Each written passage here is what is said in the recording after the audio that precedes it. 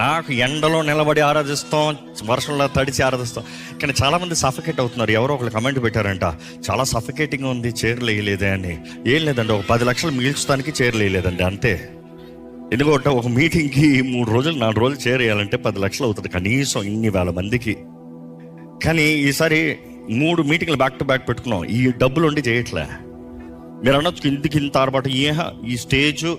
ఈ స్టేజ్ బల్ల Michael Paul గారిది, కల్వరి చర్చ్ విజయవాడది. వాళ్ళు సహకరించి ఇచ్చారు.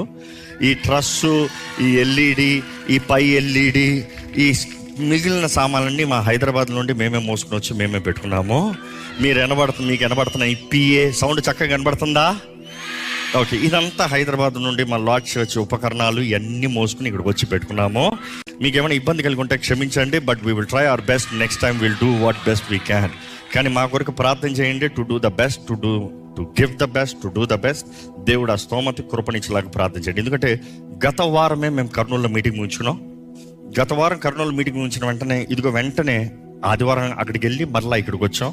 ఇక్కడ ముగించిన ఆదివారం వెంటనే మండే అంటే సండే నైట్కి సెటప్ అంతా ఇక్కడ నుండి ప్యాక్ అయ్యి మరలా రాజమండ్రికి వెళ్ళాలి. 1 డేలో సెటప్ అంతా చేసి ట్యూస్డే, వెనస్డే, థర్స్డే 3 రోజులు, ట్యూస్డే, వెనస్డే, థర్స్డే రాజమండ్రిలో అక్కడ మార్గని ఎస్టేట్లో అక్కడ మీటింగ్స్ జరుగుతున్నాయి. మళ్ళీ అది ముగించుకుని సండే కల్లా మా సెటప్ అంతా హైదరాబాద్లో అయిపోవాలి.